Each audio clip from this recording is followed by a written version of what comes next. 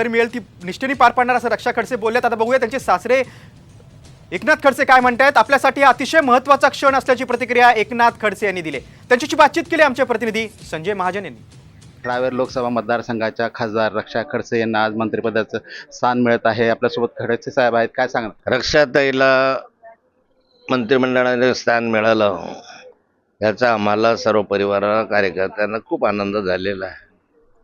रक्षाताईला मंत्रिमंडळात स्थान मिळेल असं ज्या दिवशी त्यांना तिसऱ्यांदा तिकीट मिळालं आणि भाजपने त्यांच्यावर विश्वास दाखवला, पार्टीने विश्वास दाखवला आणि आज नरेंद्रभाई मोदींनी विश्वास दाखवला.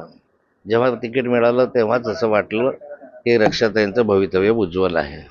कारण तिकिटाच्या वेळेस बरेचसे गैरसमज निर्माण करण्याचा प्रयत्न केला, काही ठिकाणी विरोधही झाला, काही ठिकाणी त्यांच्या विषयी अपप्रचारही करण्याचा प्रयत्न केला. पण यानंतरही पक्षाने त्यांना संधी दिली.